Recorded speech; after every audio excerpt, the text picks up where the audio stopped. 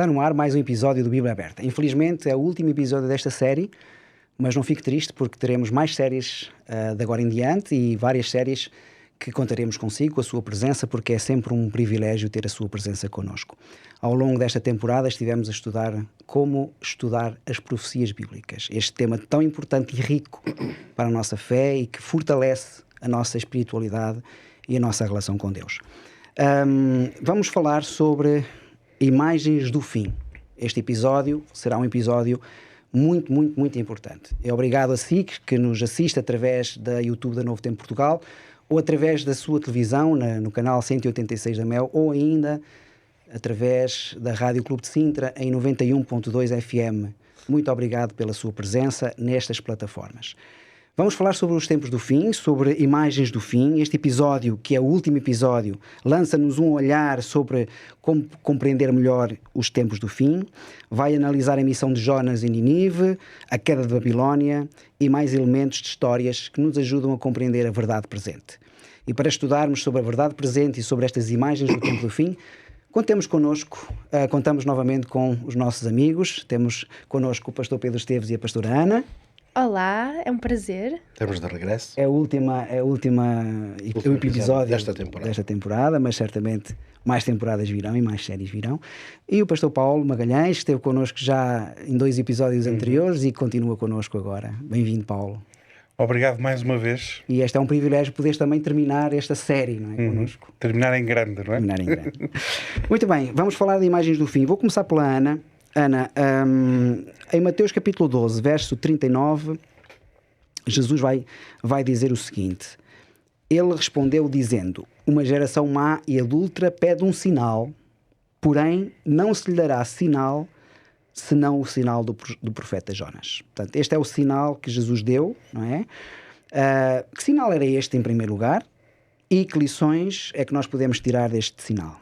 Então vamos começar a analisar qual o sinal e depois vamos fazer uma ponte para nós, para as lições, para a atualidade. E realmente, como dizia aqui o pastor Paulo ainda há 30 segundos atrás, terminamos em grande esta temporada do Bíblia Aberta com um tema tão interessante para finalizarmos a questão profética. É interessante que quando nós falamos do sinal de Jonas, Jesus estava a fazer uma clara alusão e citação e a comparar aquilo que ele iria fazer com aquilo que aconteceu com Jonas na questão dos 3 dias de Jonas dentro do peixe, Jesus estar morto durante 3 dias. Vemos também a questão que muitas vezes não falamos tanto, falamos só mais nesta parte da morte e da ressurreição de Jesus quando falamos do sinal de Jonas, mas também há outro ponto interessante para nós conversarmos e meditarmos sobre ele, que é a questão do chamado ao arrependimento que Nínive teve.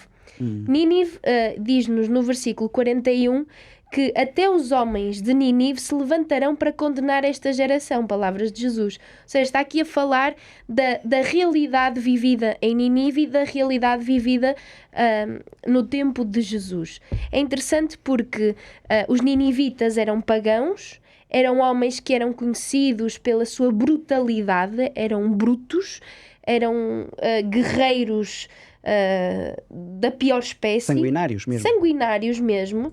E é interessante nós vermos que esses homens e mulheres da sociedade, todos viviam com isso quase que nos genes e no sangue, arrependeram-se. A mensagem de Jonas, apesar de Jonas ter ido contrafeito, nunca aquelas palavras de que Nínive iria ser destruída fizeram tanto sentido àquele povo que eles arrependeram-se todos. Nós não conhecemos ninguém lá que não se tenha arrependido, pelo menos não ficou para contar a história. A questão é que os fariseus, fazendo a ponte para o tempo de Jesus, os fariseus tinham o próprio Messias que tanto esperavam, tantas profecias messiânicas que eles estudavam, tanto sentido de um dia o Redentor, o Libertador virá, e quando ele veio, eles recusaram. E Jesus vai pegar na mesma essência, mas vai contrapor com Nínive, porque Nínive aceitou e eles não. Agora, quando nós passamos para nós hoje, esta questão do sinal de Jonas, nós vemos que o ponto 1 é: o juízo chega a todos. Mais cedo ou mais tarde, o juízo chega a todos. Nínive esteve à porta de um juízo divino. Deus ia destruir a cidade, um juízo condicional. Havia um se não se arrependerem. E o próprio povo de Israel também esteve à beira de um juízo, porque eles tiveram a própria presença de Deus com eles, Emmanuel, e rejeitaram o próprio Deus, rejeitaram o Messias, rejeitaram a Jesus. É interessante porque nós temos vindo a falar do livro do Apocalipse, e em Apocalipse 14 nós também encontramos um dos textos mais conhecidos da primeira mensagem angélica, que nos diz: temei a Deus e dá-lhe glória, porque vinda é a hora do seu juízo. Ou seja, a questão do juízo mostra-nos que é quase transversal à história. Há momentos de juízo. E nós sabemos que no fim, e já falámos em outros episódios, haverá como que o juízo de Deus quando Jesus vier. Quem está salvo, quem não está, estivesse. É interessante também porque esta história de Nínive traz-nos lições práticas para nós do arrependimento. Já que todos vamos passar por um juízo, convém nós estarmos com as nossas vidas, com a nossa relação com Deus ativa e em ordem, arrependermos-nos dos erros que nós fazemos. Apocalipse 18 tem um texto que também todos nós conhecemos, que nesta menção do fim dos tempos, Apocalipse vai falar do sai dela, povo meu. Chegou a hora de arrependam-se de uma vez por todas, mudem as vossas vidas, convertam-se a Deus. E é interessante porque se nós acreditamos, olhando para as profecias que estudamos, olhando para o mundo à nossa volta, se acreditamos que estamos já a viver um período de tempo especial que antecede a volta de Jesus, convém que a questão da nossa vida, da nossa comunhão com Deus, esteja bem tratada, bem resolvida, e o arrependimento. E depois, um último ponto que eu gostava de tratar é a questão da rejeição da verdade agrava a culpa. Eu gostei bastante deste trocadilho, que não é assim tão trocadilho, mas que realmente nos faz pensar. Se nós repararmos neste início de conversa de Jesus com os fariseus, quem está a pedir um sinal não foi Jesus que disse que lhes ia dar um sinal. Eles é que pediram um sinal. Mais um, para acharem que realmente ele era ou não o Messias. Dá-nos um sinal para sabermos. E Jesus vai falar de forma clara, implícita e explícita. Jesus vai falar da questão da sua morte e ressurreição e do arrependimento necessário. Ou seja, eu acho que se eles tivessem ficado pela ignorância, tinham chegado a um bom porto melhor do que foi-lhes dado tudo, a papinha toda, passa a expressão, e eles ainda assim decidiram rejeitar a verdade, rejeitar aquele que era a verdade. Há muitas pessoas hoje em dia que também têm a papinha toda, conhecem tudo, até estudam a Bíblia, mas que chegam a um ponto de rejeição da verdade. E então é importante nós analisarmos este sinal de Jonas e olhar para a necessidade que nós temos de, no tempo presente, olharmos para Jesus e agradecer os sinais que ele deixou, mas também fazermos um acesso de encontro ao nosso relacionamento com ele, para que o sinal de Jonas para nós seja uma bênção e não... não quero dizer maldição, mas não algo problemático. Sim. É interessante isto porque agora no tempo, nas imagens do fim, não é? Neste episódio final, também nos cabe a nós refletirmos na nossa vida espiritual do ponto de vista profundo, não é? Não do ponto de vista superficial, mas profundo. E nós sabemos que nós estamos no limiar da volta de Jesus, não é? E, portanto, não é tempo de nós vivermos um relacionamento com Deus que seja superficial. É tempo de nós buscarmos um relacionamento com Deus mais forte, não é? O apóstolo Pedro, aqui no segundo capítulo, na segunda carta que ele escreveu, no capítulo 3, diz assim, no versículo 12: aguardando e apressando-vos para a vinda do dia de Deus, em que os céus em fogo se desfarão e os elementos ardentes se fundirão. Mas nós, segundo a sua promessa, aguardamos novos céus e nova terra em que habita a justiça. Ele vai dizer assim: por isso, amados, aguardando estas coisas, procurai que dele sejais achados imaculados e irrepreensíveis em paz. Ou seja, há aqui uma busca claramente de uma consagração maior, de uma entrega maior, de um relacionamento com Deus mais forte e mais profundo. Basicamente é aquilo que tu estavas a dizer, não é? Que é necessário, porque o centro das profecias é Cristo. E o plano da salvação está no centro da Bíblia, não é? Por isso, Paulo, Lucas 19:10 diz: o Filho do Homem veio buscar e salvar aquele que se havia perdido, não é? Portanto, Jonas não compreendeu como é que Deus atuou daquela forma com Nínive, a ponto de Deus perdoar Nínive e não fazer aquilo que Jonas estava a pregar que ia acontecer, que era a destruição, não é? Mas Deus, sentindo que o povo de Nínive reconheceu, se arrependeu e pediu perdão, Deus está pronto para perdoar qualquer pessoa que tenha esta atitude, não é? E portanto Jonas não compreendeu este grande princípio que Jesus encarna de forma perfeita. Paulo, podes-nos explicar um bocadinho sobre isso? Claro que sim. É engraçado porque a Ana ainda agora falou de como Jonas muitas vezes é visto como um tipo de Jesus, não é? Até o paralelo de que Jesus morreu e ficou Ressuscitou ao terceiro dia, ficou 3 dias morto, não é? Podemos dizer assim. Nós vemos como um paralelo de Jonas ter ficado 3 dias no grande peixe, não é? E existem outros paralelos, mas eu gostaria de fazer aqui um exercício contrário. Gostava de fazer o exercício de como é que Jonas é diferente de Cristo. E nós temos Jonas que, na sua visão, como nós já vimos aqui, ele acreditava que tinha que rejeitar a misericórdia de Deus para com Nínive. Ele não queria que Deus realmente pudesse perdoar aquele povo. Por outro lado, Jesus veio para salvar a todos, incluindo os pecadores mais desprezados. E nós vemos na vida de Jesus isso acontecer constantemente, como aqueles que eram marginalizados na sociedade por causa da sua posição social, por causa dos pecados que tinham, por diferentes razões, foi com esses que Jesus atuou de maneira mais direta e mais forte. Jonas, ele ficou irritado quando Deus perdoou os ninivitas. Jesus demonstrou um amor incondicional ao ponto de morrer na cruz para poder salvar o ser humano, incluindo os ninivitas.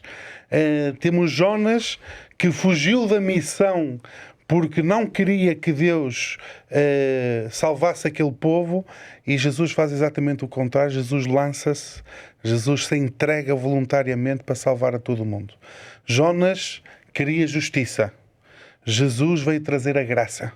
Veio trazer uma graça baseada no amor para a salvação de todo o ser humano. Enquanto que Jonas desejava que Nínive fosse destruída, Jesus queria salvar aquele povo, por mais mau. Ainda aqui há pouco a Ana falou, não é? De quão mau é que eles eram, não é? E ainda assim Jesus realmente morre por eles e procura salvar a todos, não é? Realmente Jonas, ele não compreendeu aquilo que era a missão de Deus, e muitas vezes nós podemos também cair neste mesmo erro. É muito fácil nós julgarmos, é muito fácil nós acharmos que por termos esta ou aquela religião nós somos melhores que os outros. O Evangelho e a Bíblia constantemente ensina-nos que isso não é verdade. Jonas tinha esta posição, mas quando nós vamos, por exemplo, à altura da vida de Jesus, nós perdemos o próprio comportamento que os judeus tinham, por exemplo, com os samaritanos. Não, aqueles não se vão salvar porque não pertencem ao povo de Deus. Eles não são eles que têm a verdade. E vemos depois Jesus a atuar com a mulher samaritana, vemos Jesus a utilizar os samaritanos como exemplo em parábolas daquilo que é verdadeiramente, o que é que significa verdadeiramente ser cristão. E Jesus realmente vem nos ensinar que não importa aquilo que nós fizemos na nossa vida, aquilo que está no nosso passado, aquilo que importa realmente é que Ele nos ama de maneira incondicional, que Ele realmente nos convida para uma nova vida, para uma vida diferente. Não nos vamos esquecer disso, mas primeiramente chama-nos ao arrependimento e à salvação. E este amor que Deus tem por nós é tão grande e é tão relevante no Evangelho que o próprio Deus é identificado como sendo aquele que é o amor, não é? E Jonas não podia estar mais longe dessa realidade, ao ponto que o seu ódio era tão grande para com os ninivitas que ele fugiu. que ele tentou se esconder, não é? Que nós não caiamos neste erro de achar que aqueles que estão à nossa volta são menos dignos que nós de receber esta misericórdia de Deus. Porque, na verdade, todos nós, incluindo nós os 4 que estamos aqui, em algum momento nós fomos ninivitas. E se calhar ainda hoje somos um bocadinho ninivitas, porque ainda hoje nós somos tremendamente dependentes da misericórdia de Deus. O Jonas vai dizer uma coisa muito interessante: eu fugi, não quis ir a Nínive porque eu sei que és um Deus misericordioso, bondoso, piedoso, ou seja, aquilo que eu ia pregar aos ninivitas não aconteceria porque tu és um Deus misericordioso. Eu sabia que se eles se arrependessem, tu terias misericórdia deles, não é? Ou seja, parece que é uma utopia do ponto de vista até de crente, não é? Sabermos que Deus quer salvar a todos e temos uma atitude destas, não é? Porque, claro, era um povo inimigo de Israel, era um povo que tinha feito mal a Israel. Nínive deveria ser destruída, pelo menos no pensamento de Jonas, queria que Nínive fosse destruída e sabia que Deus é misericordioso e que podia mudar o seu pensamento sobre esta cidade se esta cidade se convertesse. E nós vemos que é isso, a lógica do ser humano e a lógica de Jonas. Deus tem uma lógica totalmente diferente. Nós olhamos para aqueles que foram crucificados ao lado de Cristo. Alguém merecia ali misericórdia? Não merecia. E um deles recebeu essa misericórdia. Nós vemos Jesus constantemente na sua vida e durante toda a Bíblia a atuar com um ser humano sempre de maneira misericordiosa e apesar do ser humano não merecer isso. E esses 2 ladrões que tu disseste aí que foram crucificados com Jesus um ao lado e o outro ao outro lado, também simbolizam, no fundo, a sociedade e o mundo, não é? A decisão que nós teremos por Cristo ou no lado contrário, não é? Há aqui uma passagem em Oseias, capítulo 13, verso 4 e 5, não é muito conhecida, mas eu acho que se adequa àquilo que nós estamos a falar. Diz assim: todavia, eu, o Senhor teu Deus, desde a terra do Egito, portanto, não reconhecerás outro Deus além de mim, porque não há outro Salvador senão eu. Ele vai dizer assim: eu te conheci no deserto, na terra muito seca. Isto é muito interessante, não é? Quer dizer, Jesus olhou para o povo de Israel no deserto, numa terra muito seca.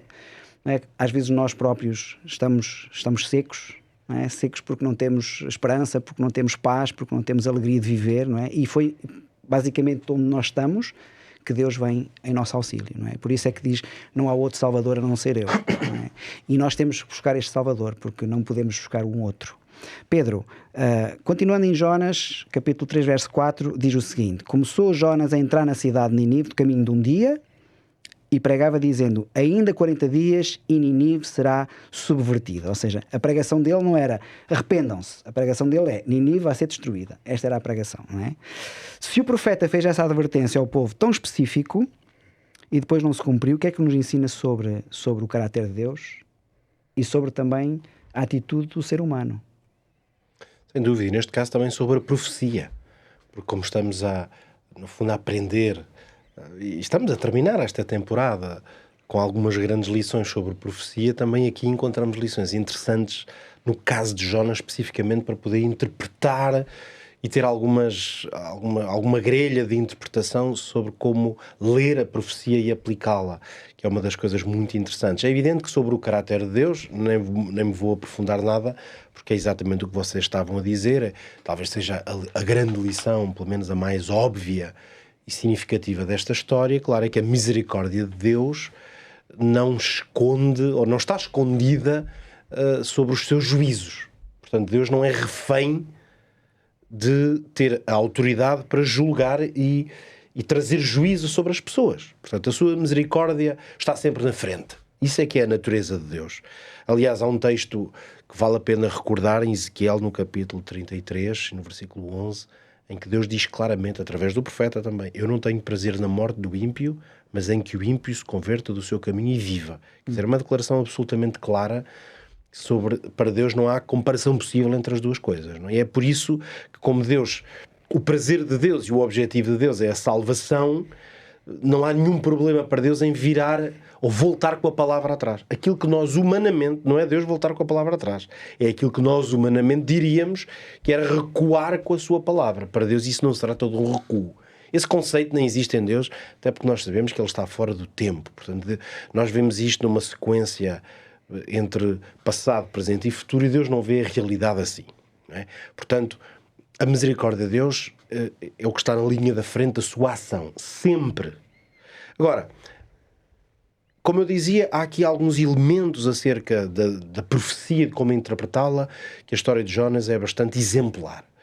Uma delas é de que as profecias podem ser, poderíamos até dizer que uma grande parte das profecias, no Antigo Testamento em especial, são condicionais.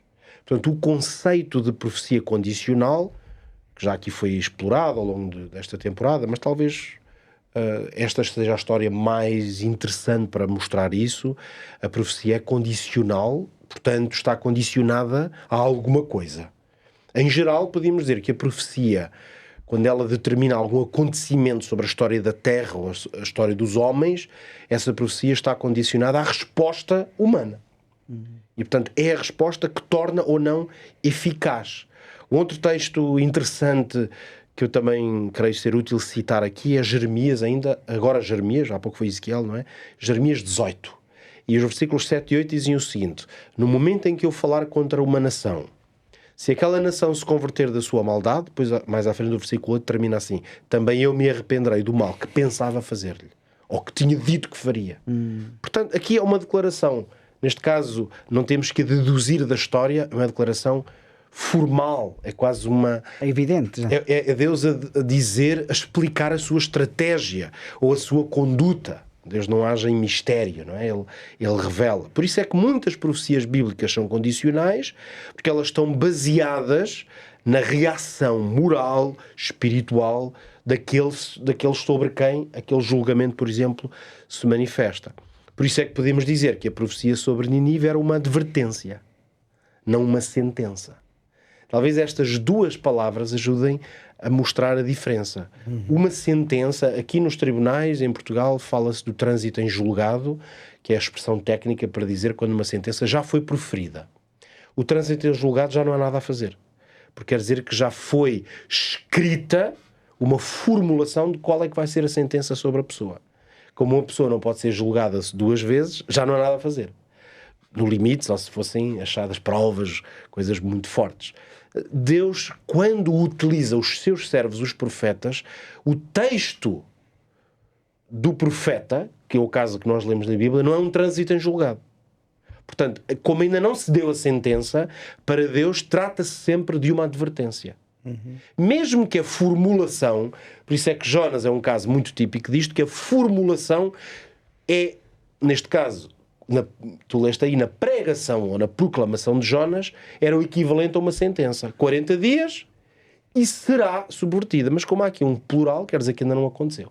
Um futuro, quer dizer que ainda não aconteceu. E, portanto, nesse sentido, Deus adverte através do profeta, mesmo que a linguagem seja uma linguagem de juízo. O que prova, aqui no fundo o ponto final, é que há um poder muito grande no arrependimento humano. E isto é válido na dimensão profética, porque de facto Deus faz condicionar a sua ação a essa lógica de arrependimento, mas isto significa que o arrependimento sincero é uma arma muito poderosa. Eu aqui até posso fazer não é um parênteses, é uma aplicação mais à nossa realidade concreta. Ainda hoje há muitas coisas na vida, nas relações, nas organizações, que mediante arrependimento há muita coisa que pode mudar. Às vezes há casamentos que estão para terminar e que parecem não ter solução e de repente uma pessoa se arrepender da sua conduta pode mudar completamente. Uma pessoa que cometeu uma asneira, foi infiel e de repente diz: isto foi a pior decisão da minha vida, arrependo-me profundamente. E se disser à pessoa certa, com a atitude certa, eu arrependo-me, reconheço o mal que fiz, mesmo na nossa vida, muitas vezes o arrependimento muda muita coisa. Um pai pode ter também uma advertência e uma sentença sobre um filho, dizer agora vais sofrer as consequências, mas às vezes um arrependimento genuíno, que se percebe que é genuíno, pode também fazer mudar a atitude de um pai, porque o seu coração, se for cheio de misericórdia, não vai dizer agora que já disse, já não volto atrás. Às vezes há coisas que é melhor não voltar atrás. Há outras que o arrependimento sincero prova o quê? Que o objetivo do castigo, vamos chamar-lhe assim, já está cumprido. É porque se o objetivo de um castigo for promover arrependimento, isto é um facto muito interessante. Se eu tiver uma atitude seja ela na forma de um castigo ou o que seja, e o meu objetivo, se genuinamente for provocar mudança, antes de eu trazer o castigo, já houve mudança, quer dizer que o castigo é completamente irrelevante. Já só significaria que eu era ou maquiavélico ou que não queria voltar com a palavra atrás. Como isto não acontece em Deus, então lembremos-nos de que Deus chegou a usar profetas para transmitir a mensagem nesta forma, que é, se o meu povo, por exemplo, não é? Belo texto de Crónicas 7:14, se o meu povo, que se chama pelo meu nome, se humilhar, se orar, se converter dos seus maus caminhos, então eu ouvirei do céu. Quer dizer, em alguns momentos, Deus já deixou as profecias com essa linguagem condicional, que é, ok, isto é o que vai acontecer, exceto se vocês agirem desta forma. Então, nós percebemos que Jonas dá-nos aqui todo um contexto para entender bem a realidade de como é que a profecia atua. Sim, profecia, sobretudo as profecias condicionais, não é? Muito bem, meu amigo e minha amiga, não saia do seu lugar, teremos agora aqui um pequeno intervalo. TV Novo Tempo, o canal do sábado, o canal da esperança.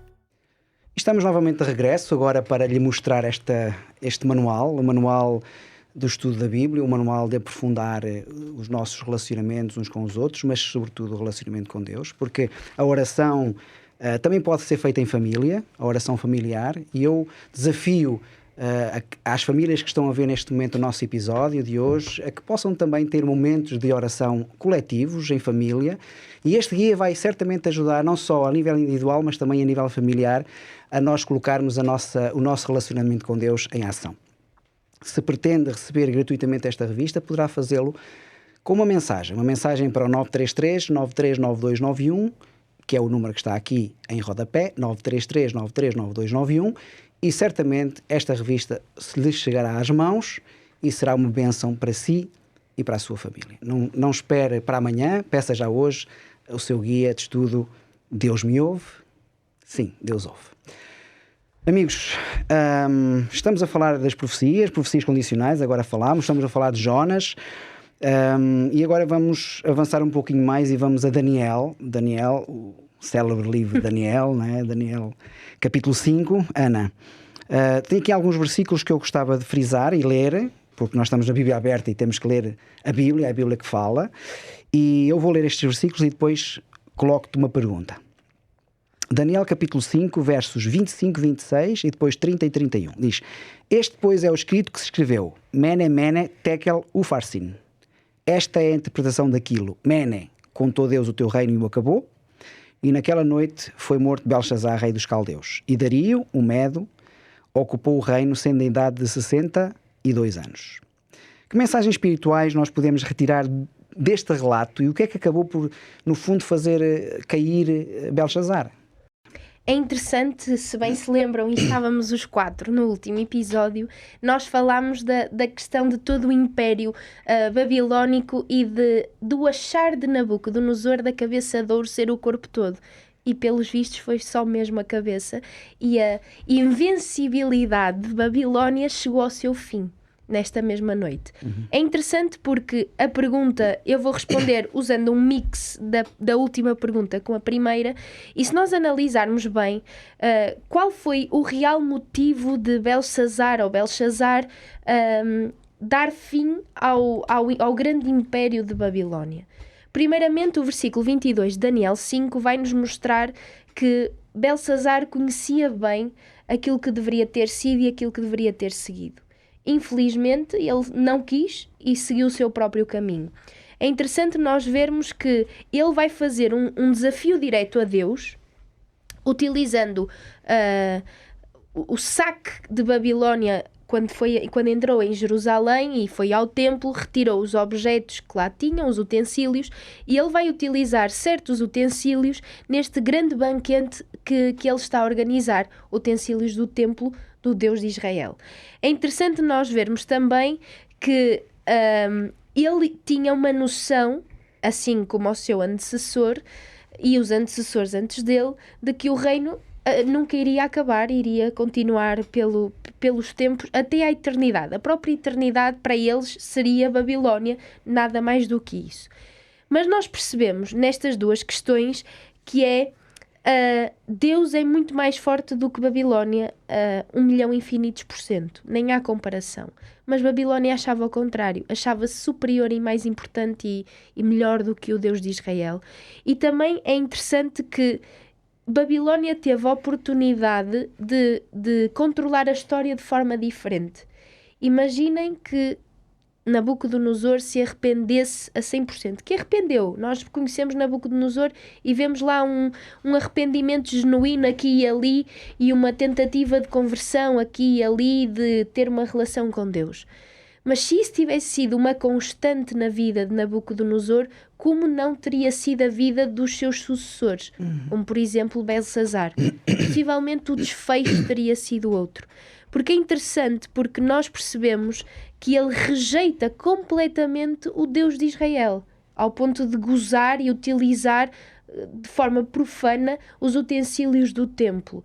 É interessante nós vermos que ele tinha mais do que provas para acreditar que Deus existia e simplesmente preferiu ignorar. Ou seja, as histórias que ele viveu, porque certamente já seria vivo, e aquilo que lhe contaram, de nada valia para ele, e aquilo que ele queria era tornar uma Babilónia cada vez mais invencível.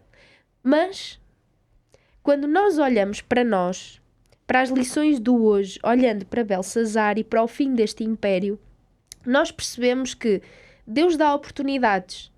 Claro que sim. E Deus deu oportunidades a Nabucodonosor e aos seus sucessores. Mas há um tempo. O tempo da graça não dura para sempre. E é interessante porque a estátua de Daniel 2 não significaria que, apesar de haver outros impérios que se sucediam, não significaria que Babilónia teria que ter o triste fim que teve, a nível do seu monarca, a nível do seu imperador. Poderia ter tido um fim completamente diferente de alguém que estava convertido a Deus, que seguia a Deus, que conhecia a Deus, mas não. Este rei desperdiçou essa oportunidade e ignorou completamente. Da mesma forma, hoje, e já percebemos que o tema central deste episódio anda à volta do arrependimento, nós hoje temos a oportunidade de nos arrependermos e nos achegarmos e de tomarmos as decisões acertadas para não chegarmos a ter um triste fim como estes homens no passado que tiveram oportunidades e não quiseram chegar até Deus. Outro ponto interessante, e para concluir esta pergunta, é a questão de muitas vezes nós achamos que por desafiarmos Deus somos mais espetaculares, importantes e incríveis do que se realmente o aceitarmos de todo o nosso coração. Mas aqueles que o desafiam têm sempre um final infeliz. Desafiam no sentido de provocação, no sentido de tentar tirar de Deus algo, ou que ele não existe, ou que é uma farsa, ou que... Como o caso de Belsazar e de Nabucodonosor e de outros que nós temos vindo a falar. É engraçado porque Provérbios, no capítulo 16, diz: a soberba precede à ruína e a altivez do espírito precede à queda. Ou seja, nós às vezes não entendemos que a forma de nós agirmos, quando é contrária à vontade de Deus, não nos está a subir, não nos está a elevar. Pelo contrário, está-nos a rebaixar cada vez mais. Ele conhecia a história e ignorou-a. E nós hoje temos a oportunidade de conhecer a história e estamos a ignorá-la ou estamos a reverter? Estamos a mudar o nosso final para bem ou estamos a continuar o nosso final para mal? É uma excelente reflexão para cada um de nós. Paulo, em Apocalipse 16:15, eu gosto muito deste texto e é um texto que nos fala precisamente da nudez. Eu vou ler para depois podermos falar um pouquinho sobre esta questão. Eis que venho como ladrão, diz Jesus. Bem-aventurado aquele que vigia e guarda as suas roupas para que não ande nu e não se vejam as suas vergonhas. Mesmo neste contexto, a advertência no fim dos tempos, que mensagem do Evangelho é que se encontra nestas palavras? Esta é a primeira pergunta. E a segunda pergunta, o que é que significa aqui não andar nu no contexto desta mensagem cristã? É curioso porque este texto nós podíamos tem muito que se lhe diga, podemos dizer assim. Podemos falar aqui durante muito tempo e focar de maneira diferente, não é? A verdade é que, como nós temos vindo a ver, pelo menos nestas últimas 3 vezes que nos juntamos, porque é as vezes que eu tive convosco, nós falámos um bocadinho sobre o final dos tempos, não é? Foi uma constante aqui, não é? E falámos, como várias vezes referimos, que no fundo resume-se a decisões que nós temos de tomar, uma decisão de a quem adorar, e falámos também como no fundo vai resultar em que vai haver dois lados, não é? O lado que quer seguir a Deus e o lado que decide realmente não adorar a Deus. E aquilo que este texto nos está a dizer aqui em Apocalipse é que Jesus vai vir como um ladrão, vai vir realmente como um ladrão, mas para aqueles que realmente não seguirem verdadeiramente a Deus. Não é necessário que ele venha como um ladrão, porque ele vem desta forma para aqueles que não estão preparados. Então, no fundo, aqui nós vemos um chamar para um despertar, um chamar para nós estarmos preparados e estarmos a vigiar. E é exatamente isso que depois vem dizer o texto em seguida: bem-aventurado aquele que vigia e guarda as suas vestes. Portanto, um ladrão é como vem de forma súbita. Exatamente. Ou seja, sem que ninguém conte. Exatamente. O ladrão não anuncia quando é que ele vai vir à nossa casa, não é? Ele surpreende-nos e Jesus vai surpreender a muitas pessoas. Mas àqueles que realmente tomarem a decisão de vigiar e guardar as suas vestes, isso não vai acontecer. Há um chamado claro realmente para que nós possamos estar atentos e possamos estar espiritualmente preparados para enfrentar este tempo do fim, para enfrentar as coisas que aí vêm. E, sobretudo, e o mais importante, estar preparados para a segunda vinda de Cristo, que nós tanto aguardamos. Todo o cristão quer estar preparado para este momento, no fundo, não é? E realmente depois vem trazer este aspecto muito curioso, que é o aspecto das vestes. Não é? Primeiro chama-nos para guardar as suas vestes, que simboliza manter a justiça de Cristo na nossa vida, e depois diz, olha, não andemos nus, porque nós devemos andar com as vestes de Cristo. E o convite que todo o Evangelho faz, e a verdade do Evangelho é esta: é um convite a que nós possamos vestir as roupas de Cristo. É que nós realmente possamos não estar nus, porque realmente, como diz o texto, vão-se ver as nossas vergonhas, porque todos nós somos pecadores. Todos nós temos lutas, temos problemas, temos dificuldades, e neste mundo a realidade é que todos nós temos coisas que gostaríamos de esconder, não é? E aquilo que Jesus nos transmite é que no final, no juízo, podemos dizer assim, aquilo que nós vamos apresentar ou é os nossos corpos nus, que vai-se ver as nossas vergonhas, ou é termos vestido as vestes de Cristo, as vestes de justiça, em que aquilo que se vê realmente é Cristo em nós. Que realmente nós possamos nos preparar, é o grande chamado deste texto, e possamos estar realmente não confiando em nós mesmos, mas confiando nos méritos de Cristo. Podemos dizer que este versículo tem um chamado triplo. Primeiro, a estarmos atentos. A volta de Cristo será um evento que vai surpreender a muitos, lá está, mas não precisamos de ser nós podemos estar preparados e atentos. O segundo é que nós devemos permanecer fiéis, permanecer na justiça de Deus, devemos viver de acordo com a vontade de Deus e vestidos com a sua justiça, não confiando nas nossas obras, mas confiando na obra que Deus fez por nós, na obra de Jesus, no ministério de Jesus. E por fim também nos chama a rejeitar o engano, não é? No tempo do fim, muitos serão enganados, não é? E pegos, e vão ser apanhados de surpresa, mas realmente nós não precisamos que isso aconteça connosco. Que realmente nós possamos nos preparar para estes momentos e para esta luta, e que nós possamos ter consciência de que as decisões que nós tomamos agora, aquilo que nós estamos a fazer agora, no fundo, vai trazer um resultado no final. e que as nossas decisões hoje possam garantir que nós estamos preparados para aquilo que aí vem. Há três momentos que eu gostaria de destacar nesta questão da nudez. Ainda temos aqui alguns minutos. Eu gostava de destacar estes 3 momentos. O primeiro é logo no Éden, quando Adão e Eva tomam do fruto e se escondem de Deus. Eles tapam-se, cobrem-se com folhas de figueira, essas folhas de figueira que simbolizam no fundo a justiça humana, a justiça própria. Eles querem tapar-se a sua nudez, não é? Eles querem tapar-se de Deus, querem se esconder de Deus, querem tapar as suas, como aqui dizíamos, não é? a sua nudez, aquela vergonha que eles têm, não é? A vergonha de terem cometido o pecado. E Deus tira-lhes aquelas vestimentas que simbolizam a justiça humana e colocam uma pele de cordeiro, que significa a justiça de Cristo, não é? Cristo que seria o cordeiro que viria morrer por eles, logo a dar-lhes aqui uma mensagem do plano da salvação.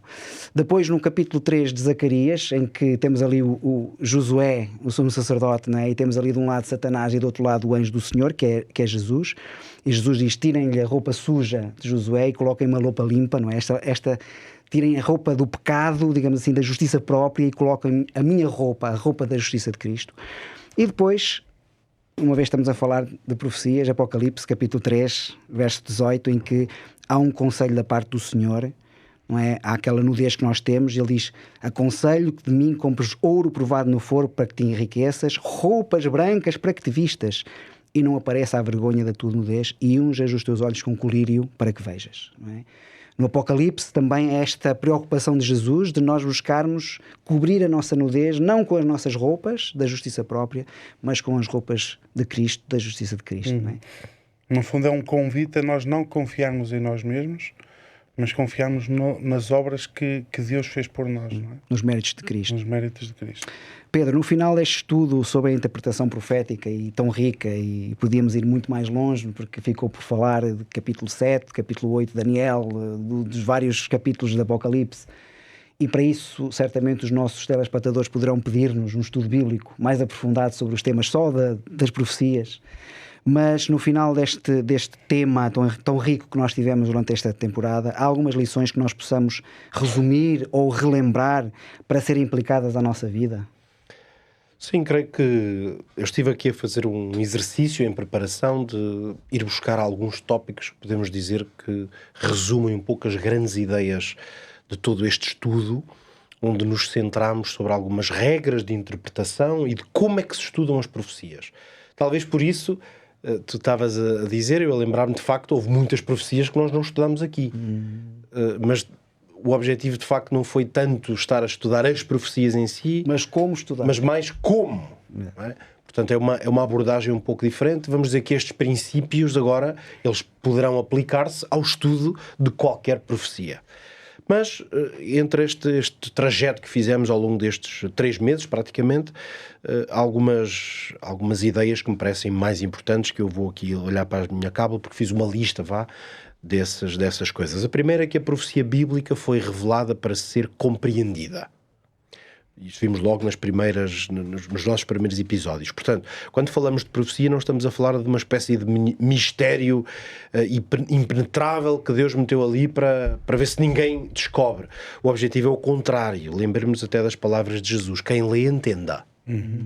Ou quando vamos ao Apocalipse, bem-aventurado aquele que lê e que ouve as palavras desta profecia. Não é? Portanto, quem quiser estar atento, ouça. Ou seja, é possível entender, a profecia está dada como um instrumento de compreensão, não de esconder o significado.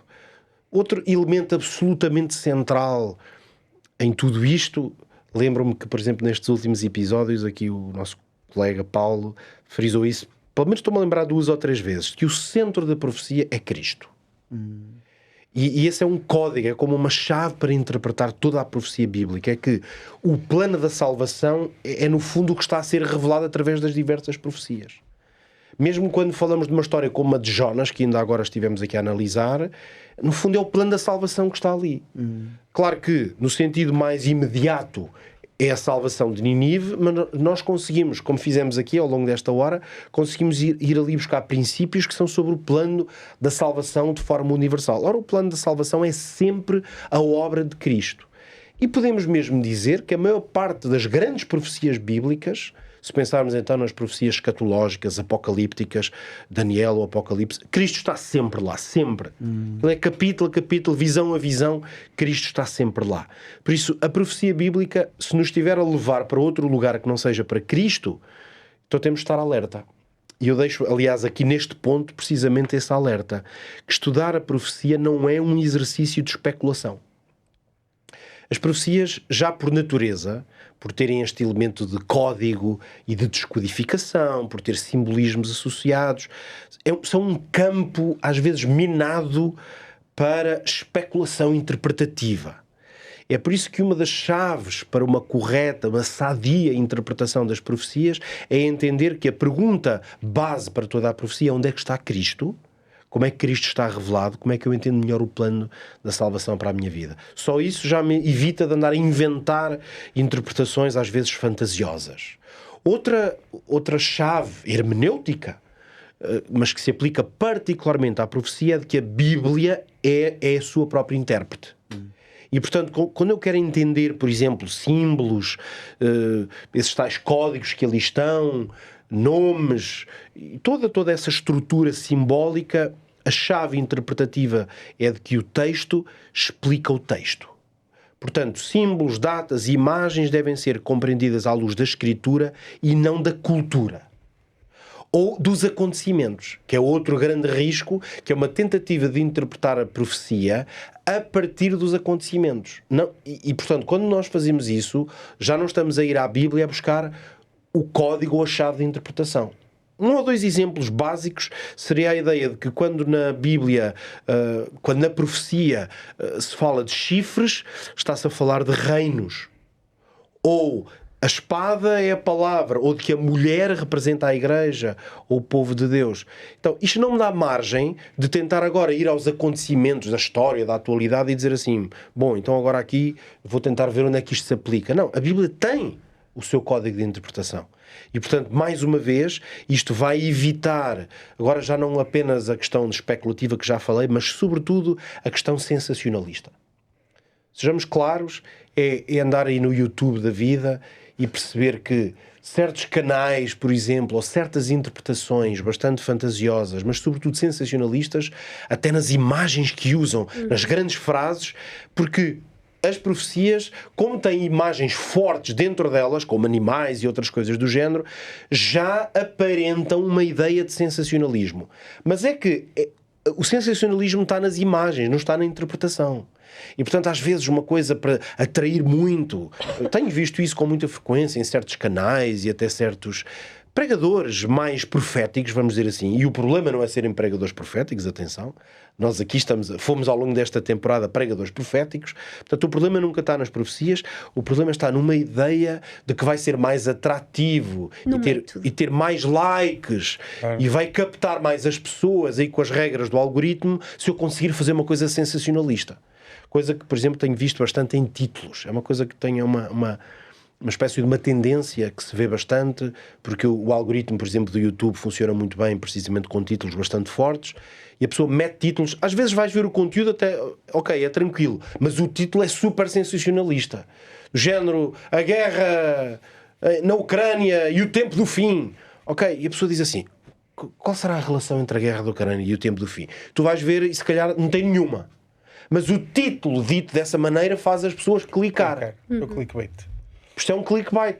Ora, as profecias são muito dadas, como elas já têm estas imagens, parece que nos chamam, vou utilizar isto porque isto aqui vai ser... Já para não falar das pessoas que fazem mesmo interpretações sensacionalistas da própria profecia, que ainda é pior.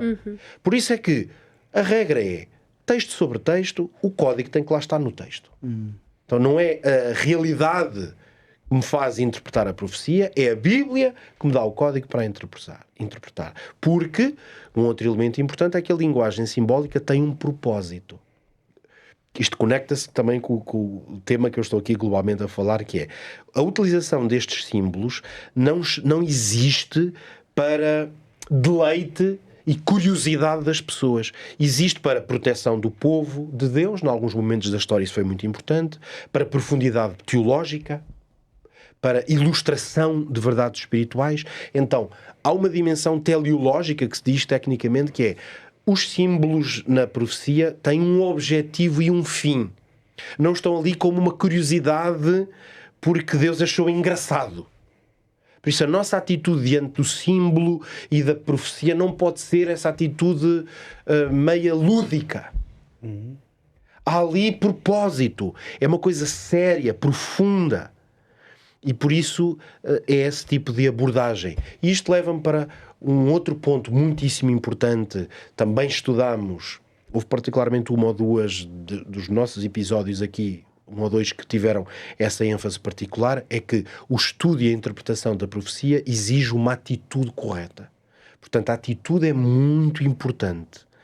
Por isso, a sinceridade, o cuidado, a análise textual, a humildade diante do texto. Há uma dimensão de atitude que é muito importante diante do texto profético. E finalmente, a profecia bíblica, ela serve como âncora, como sustento para a leitura da história. Portanto, a história é muito importante na profecia. E por isso é que grande parte das profecias revelam detalhes da história, uns em antecipação, outros vão se conectar com a história, mas a Igreja hoje tem esta grande vantagem, o povo de Deus, de poder, a partir da profecia, conseguir fazer uma conexão com a história. Portanto, as profecias, elas vão nos reafirmar e ancorar no passado, e quando nós conseguimos fazer bem essa conexão, isso também nos dá algumas garantias para algumas profecias que são mais sobre o futuro, ou acontecimentos futuros. Eu percebo, como a história me mostra que isto aconteceu, que há uma lógica, ou que Deus está no comando de toda a história, eu também confio que em relação àquelas profecias que nós interpretamos para o futuro, não é apenas um exercício de loucura, mas há uma solidez porque eu consigo conectar a história, o passado e o futuro. E nesse sentido, as profecias bíblicas fazem esta ponte extraordinária precisamente entre tempos, passado e futuro. E isso é muito importante na interpretação profética. Obrigado, Pedro, pela explicação que nos deixaste. Vamos agora terminar. Infelizmente, o tempo passa rápido. Quando nós falamos das coisas de Deus, não damos pelo tempo passar, mas ele está mesmo a acabar. Mas vamos deixar ainda para lá para casa uma última mensagem. É a mensagem final desta série. Outras virão, mas desta série. Vou começar pelo Paulo. Podes deixar uma mensagem, Paulo, aos nossos telespectadores. Há pouco o Pedro falou de como eu repeti várias vezes de que o centro é Cristo. E na verdade não é diferente disso, não é? Realmente, quando nós pegamos na Bíblia, desde Gênesis até Apocalipse, o centro é uma pessoa. E também é uma pessoa que realmente pode fazer a diferença na nossa vida e pode transformar quem nós somos e nos ajudar a enfrentar tudo isto que nós temos falado. Falamos muito de fidelidade, falamos muito de preparar-nos para o tempo do fim, mas a única forma de realmente sair vitoriosos desta encruzilhada que nós nos encontramos é através da pessoa de Jesus, é através de um relacionamento com Ele, de o conhecer e de caminhar juntamente com Ele até à pátria celestial. Amém. Pedro, 30 segundos. Sim, talvez deixar esta ideia que me parece muito forte. A Escritura revela que Deus não faz nada sem revelar o seu segredo aos seus servos, os profetas. E é por isso que a palavra profética é uma palavra de confiança e que merece o nosso estudo e atenção, porque Deus, quando quer dizer alguma coisa importante, não o esconde, revela-o. E isso é tão verdade sobre a história e os acontecimentos, também como é sobre a nossa vida. Portanto, há coisas sobre nós que nós precisamos de entender, que Deus também nos revela, seja através do seu Espírito, a nós, individualmente, ou através da sua palavra. Creia que Deus também continua a revelar-se a si. Muito bem. Ana? Eu acho que, depois de tudo o que foi dito, a mensagem que eu gostava de terminar é relembrar a quem nos ouve, seja na rádio, ou na televisão, ou no YouTube, que devemos de conhecer o tempo que nós vivemos. Devemos de conhecer as profecias e a Bíblia que nós estudamos. Devemos de conhecer a história que ficou para trás, aprender com ela, olhar para cima e continuar a viver dia após dia confiando num Deus que fez milagres na vida no passado, faz milagres na vida do presente e quererá fazer um grande milagre na vida no futuro. Amém. E eu também quero deixar uma mensagem, porque é o último episódio desta série. Há pouco o Pedro disse: eis que cedo venho, bem-aventurado aquele que guarda as palavras da profecia deste livro. E no mesmo capítulo há um convite para si. Sim, Jesus diz no versículo 12 o seguinte: eis que cedo venho.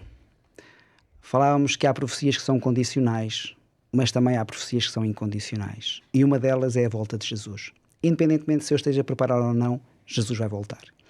E por isso Jesus lança o desafio para que você se prepare também. E ele diz: eis que cedo venho e o meu galardão está comigo para dar a cada um segundo a sua obra. Eu sou o Alfa e o Ômega, o princípio e o fim, o primeiro e o derradeiro.